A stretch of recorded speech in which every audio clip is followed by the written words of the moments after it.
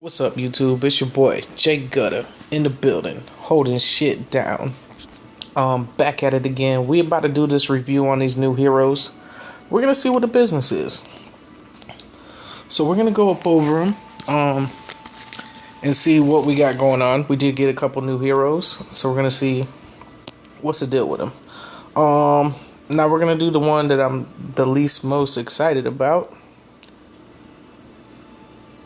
Oh shit, I'm in properties. Alright, no wonders why I didn't see her. Alright. Serphina here. Let's just go over her and then we'll talk about her. Let's pull up her base stats. Now her base stats, her HP is decent. Her MP pool is pretty high. Her attack is 8k, which is that's medium. It's alright. Defense is okay. Dodge nobody cares about. Her crit rate is really high. Masteries is 72%. Cooperation's a A. Movement's a 4. Growth rate normal. Let's read her skills and then we'll get all off into it here. Alright, now her first skill over here, her damage multiplier jumps up to 146.6%. And this skill's final power increases by 12% is the max against paper enemies, which will jump it up to 164.19% damage multiplier against paper heroes. Now, this as a first skill, the range is decent, but the hitbox sucks. So the hitbox is terrible. You're only hitting 2 squares over there. Not too impressed with it, but I mean, at the end of the day, it's a first skill. Who really cares? Now, her second skill here attacks enemies at 159.2% with a 22% chance of weakening. And that only applies to balance type or support type enemies. I don't like how there's a stipulation on that. The damage multiplier is not extremely high, but weakening on anybody is always a good skill to have. She does have decent movement to where I can see that being valuable in the Tower of Dawn. So, I mean, that skill is what it is. Her third skill here, which is her bread and butter, she got the Yika hitbox, which is decent all the way around. So I'm liking that. This one, damage multiplier gets a pretty damn high. It jumps up to a 206.8%, which is a pretty decent damage multiplier. Decreases movement by 2, and it has an 80% chance to push defense type and attack type enemies 2 tiles away in the opposite direction. Now, well, hold on. Let's just read her last skill and then we'll talk about her. Now, she has probably one of the worst passives ever in the game. By far one of the... I don't even know what they were doing unless they just wanted to do this for the soul gear. Maybe make the soul gear better. But her resistance to all allies goes up to a 6%. That is terrible. I do expect them to add something to her passive. Just going to add something. Like in Wu's passive, his passive got added the 35k to HP, which made him OP. Without that, he wouldn't really be too ideal to run. So they got to be fixing that. Now, I view her as a Tower of Dawn hero. Now, I'm sure that when she comes out with Soul Gear, it's going to address her push. It's already at an 80%, so I can see that jumping up to 100%. I could see some possible applications maybe in guild raids. It's possible. Right now, she stands. I don't really see her as an ideal hero for guild raids because there's just way too many better options. Like Evan's going to be a better option as far as damage-wise goes. But I mean, I don't know. We'll have to see what the situation is. Now, I personally view her as a Tower of Dawn Hell hero. To where she can be needed, and I can see these skill sets being useful, especially the push if they put it at 100%. They do need to do something to fix her passive. Terrible passive. Shame on you, Nexon. So all in all, as far as a character goes, I'd give her like give her like a C minus. She's pretty terrible. Now I don't like her costume because she's basically a bootleg Rask. Don't like that. So you can't be a bootleg Rask and just be terrible. At least Rask you can run in Battle of Honor. She's got some sweet hitboxes, Rask does. But the bootleg Rask, I don't even know what to say about her. So it's yet to be seen. She's definitely, since she's free, you definitely gotta max her out there and get her going. I can't see her being useful in the Tower of Dawnhill. That's pretty much it. I don't like how they have stipulations on her skills. Not a fan of that at all. She does have the costume that you can purchase from the store. Adds 285 to attack, 100 to hit rate. Now her set does increases defense by 450 for all allies in the dungeon. This set definitely can come in handy in Tower of Dawnhill, and increases 1500 to HP for all allies in the dungeon. So not bad. So it does look like, judging from her set, that they plan on her being a Tower of Dawnhill hero. I'm sure that they will make a level to where she's going to be make it ideal to beat. I don't really see her as a must-have hero, but she's free. Event coins, go ahead and grab her. So as far as Battle of Honor goes, I see no applications for her in Battle of Honor because there's just way too many area of attack type characters who are better. Now, people I would rank higher than her in Battle of Honor, I would have to say that Evan would be number 1. I would have to say Rask would be number 2. Muang would be number 3. And I would say that she comes in at number 4. I would damn near take Deb over her. Like, that's how bad she is. So she's just like Deb. I'd probably take Deb over her. Yep, I'd probably take Deb into battle, because at least she could spam the shit out of her skills, not even have to worry about it. She don't even need a damn client set. I mean, I don't know. She's like on Deb's level, so I guess that's kind of unfair for me to say that. But not a productive hero, but there's a lot of upside to her for the Tower of Dawn, depending on what the Soul Gear does. Now, next up we have Cat here. Big, huge fan of Cat. This hero right here, I was playing around with a bunch of different builds. And I had her up to like 65% defense. And I had her up to like 73% base dodge without any of her skills hitting through. Now, I can see her being... let's just go over her first and then we'll talk about her. Now, her stats over here. She's got decent HP, 24k. Her MP is extremely low. Her attack is high. It's pretty damn high. Defense is kind of eh.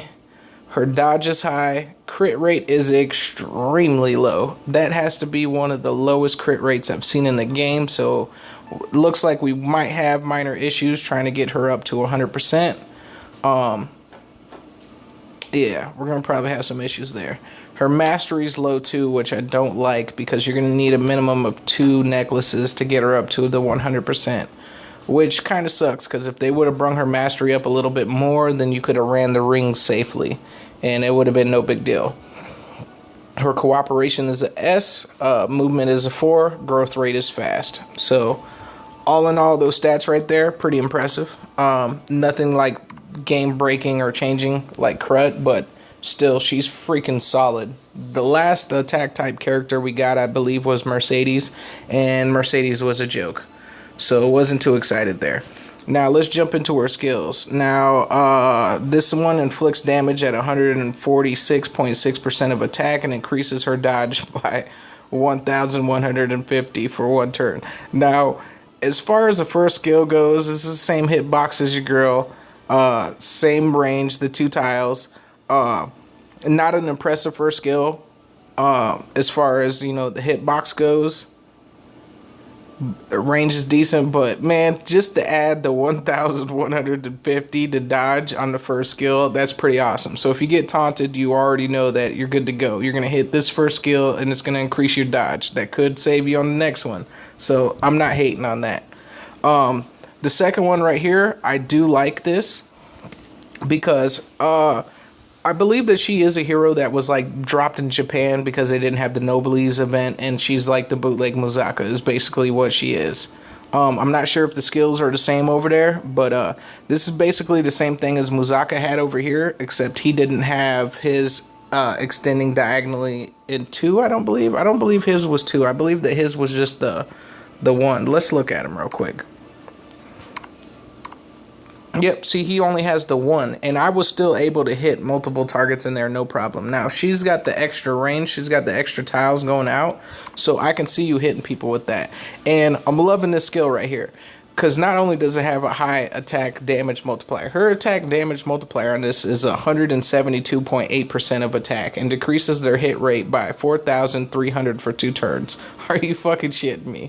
So 4,300 of your hit rate going down, man, you could have somebody with like a 10% dodge and you have a great chance of dodging. You have like a 25% chance of dodging. Like, this skill right here is pretty decent. For a second skill, I'm liking it a lot. And if her dodge is 5,500 or higher, the skill final power increases by 16%.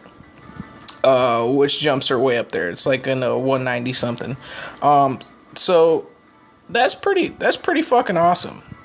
That is pretty fucking awesome. So actually I think that only jumps her up to like the 180s. Who cares? But anyways, damage multiplier gets up there. Second skill, it's pretty fucking awesome. Now this next one over here attacks enemies within her range at a 208.7% of attack, which is a pretty damn decent damage multiplier. Now it is a melee skill, which is kind of which kind of sucks because it's a melee skill, but the hitbox gets pretty decent there. If her dodge is 5,500 or higher, this skill inflicts an additional 22,500 to defense ignore damage. Also increases her movement by 1. Now, this right here saying that it's going to do, they just worded this funny. It's just like anybody else who just does fixed damage with their skill. So basically that's just saying every time she hits you, no matter what with this skill, you're going to be doing 22,500 to their max HP is basically what it's telling you.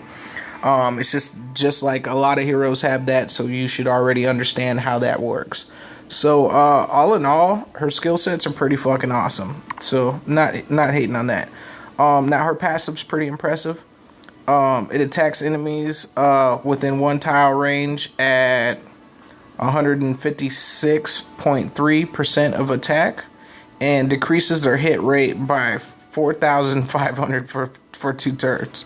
So, if you get close enough to a bunch of people, like let's take square map for instance, you get close enough to people, right, and you're able to hit the whole damn team with this fucking hitbox. So you're dropping their passive's gonna hit, right? You can get their passive to hit, so you're gonna drop them. That's a potential like 4,800 to hit rate you're dropping for 2 turns. You ain't hitting nobody. That's gonna drop your hit rate down to 0. So she's gonna be a pain in the ass in Battle of Honor used properly. She's gonna be a fucking pain in the ass. Fucking everybody's gonna be dodging. I see her as a tier 1 hero all day. All fucking day. She's gonna be a pain in the ass. So I'm liking her skill set and her utility. Even though that her third skill right here is a melee skill, I'm still liking it on certain maps. Like, I'm liking it on swamp map, on lava map, on a square map. Even on ice map, man, I could see her being a pain in the ass because you could put the ghost step on her and put the frenzy token and get her ass over there ASAP in slot 1 and just take her over there. Just hope that she fucking dodges somebody, because you're gonna have like a fucking, a 73% dodge like easy on her. You can get it higher, so you could probably get it up to like the 74% chance. Now, dodge is not a super reliable like a stat. It's just kind of like one of those things. Like, take for instance, let's say for simple math, if you have 80% dodge, right, but my hero that I'm attacking you with has 20% hit rate, that means that I'm going to have you have a 60% chance of dodging my hit. So it's not like a super broken mechanic. That's not even much hit rate, 20%. But I still, you know what I'm saying? So that's how it works. So it's not super reliable. She's not going to be dodging people out the ass unless she's dropping your hit rate. She hits you with this shit, you're fucked. So she has the potential to take multiple targets out of the battle straight off the back. So with this, just an amazing skill set. I'm liking her a lot. I see her as a tier 1 hero all day. Krut and Jinke are tier 1 heroes in Battle of Honor. She's right there with them. Right there with them. Her utility makes up for her flaws in defense and her flaws in her hitbox, her range on her second there. I mean on her third skill, so that kind of makes up for it. So she's a tier 1 hero in Battle of Honor. She's going to be awesome in the Tower of Dawn. Hell, with that high dodge right there, because you can build her tanky, she's still going to have decent dodge. She's still going to be up there at like 40%. So she's going to be up there, man. So don't sleep upon her. She's a must-get hero. You must max her and skill her. Now, as far as a Battle of Honor tier list goes, if you're just looking at rock heroes alone, you got Jinke in tier 1. You got Krut in tier 1. Now you have Cat in tier 1. Your tier 2 heroes are going to be Yika. I have Yika over Muzaka, and Muzaka is going to be right there. So those are tier 2. Tier 3, you're going to have Aaron. A lot of people have been pumping up Aaron, but the fact of the matter is that she sucks.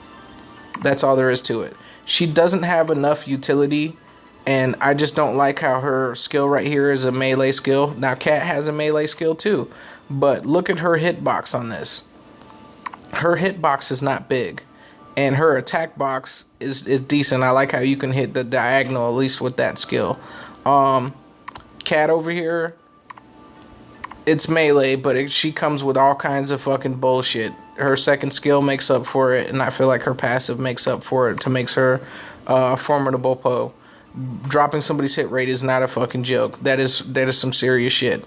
So that's where I would place them all. And I know people have been pumping up Aaron, but she's just not ideal for Battle of Honor.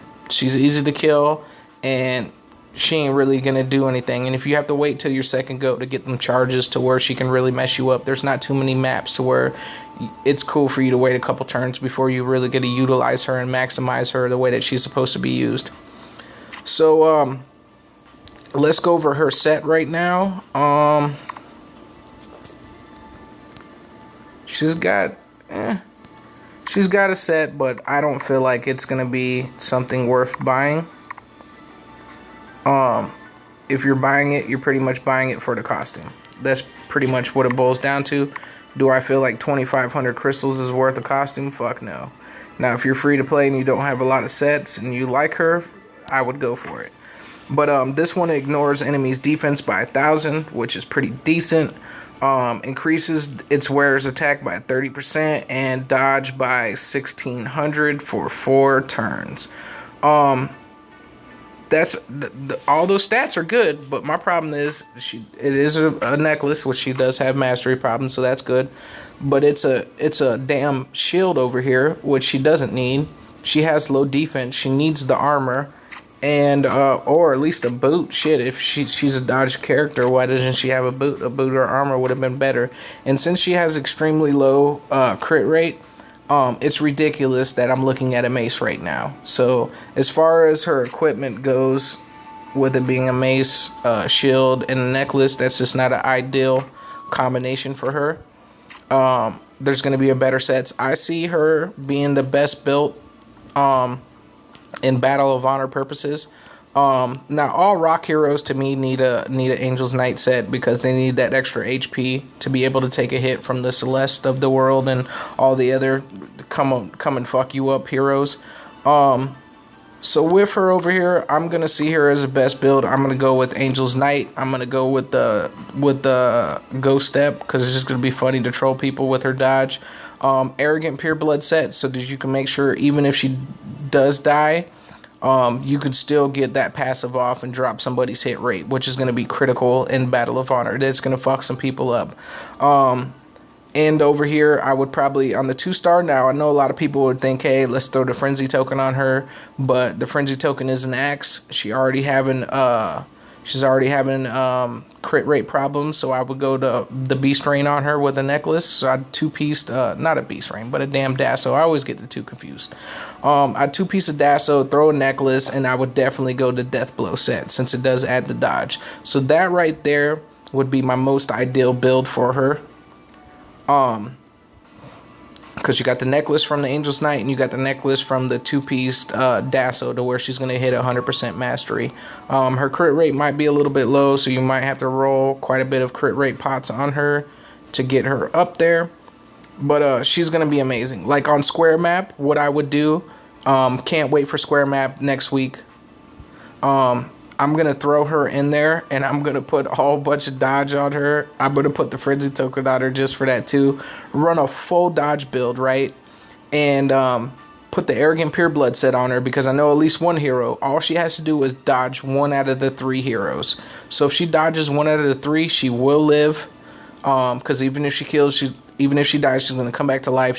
All those people crowded around her, that she's going to drop the shit out of their hit rate, and your team's just going to murder them. She's going to be able to be utilized on all kinds of maps and be awesome like that. Slot 2 Square Map, same deal. I'm not Square Map, but Slot 2 on Lava Map, same deal. Square Map, I could see her being ideal, and in the slot 2 position, because she can just go down there and just pray to God that she dodges, drop somebody's hit rate. She's going to be an OP as fuck character, is basically what it boils down to. I'm really excited about her. Now, as far as guild raid purposes go, on Friday's boss, I know some people are curious about that. Now, she can co-op, so that's good.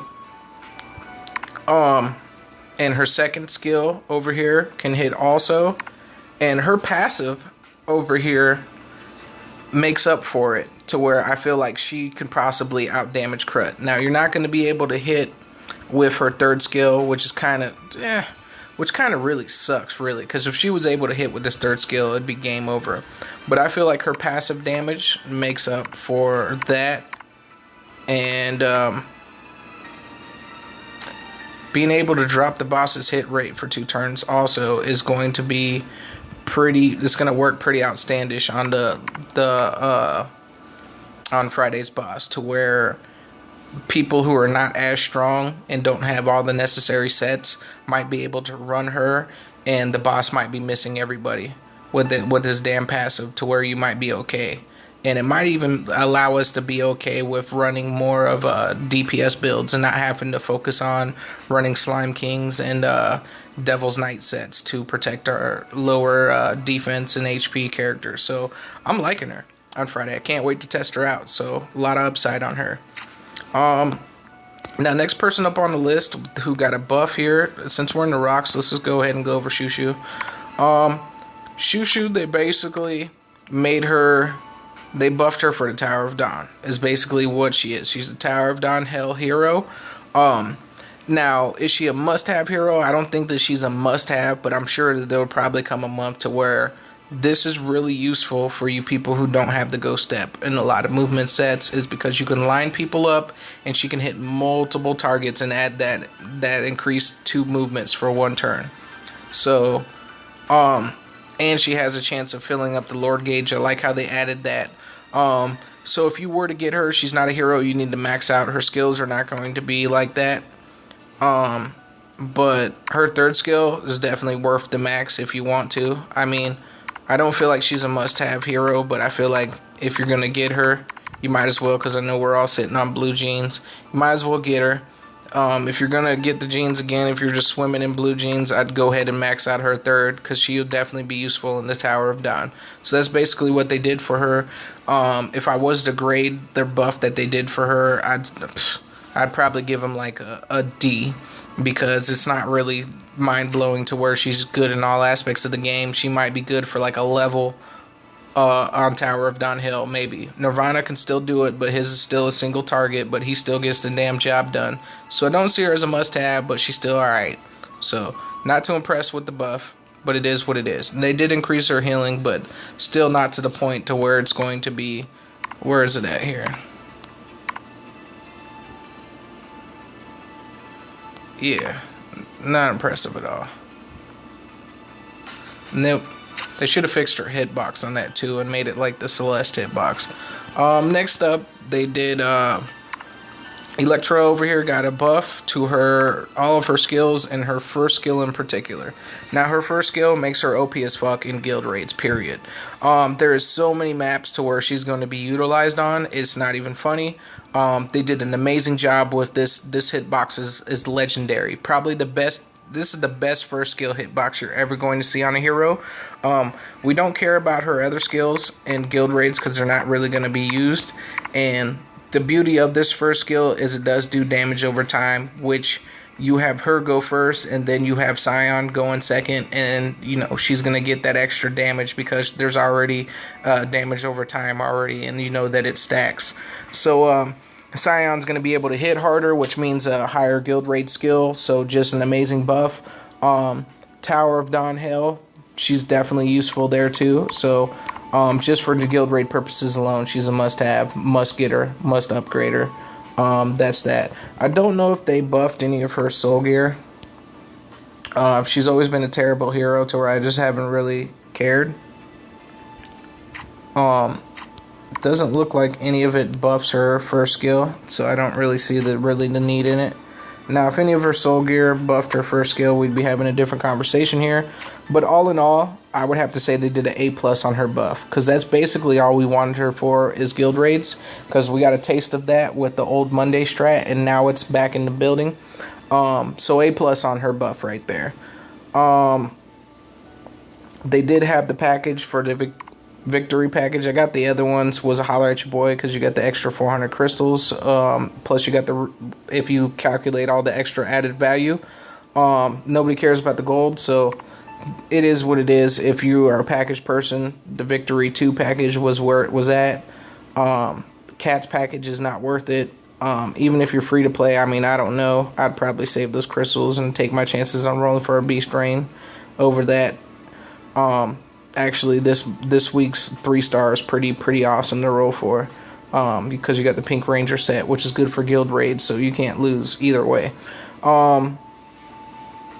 I think that pretty much does it. Now, as far as the event shop goes, of course, you want to get Dom's costume. You want to get the Lord costumes if you don't already currently have that. You definitely want to get her unlocked, get her costume. I mean, it's all free. Get her set for sure.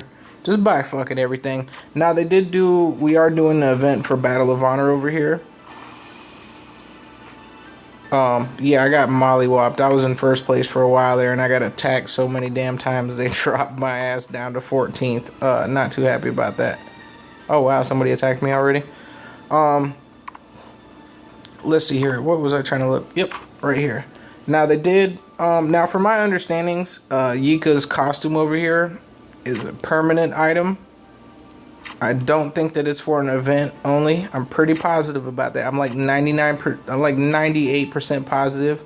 So you might want to research that a little bit more, but I'm pretty sure that that's there to stay.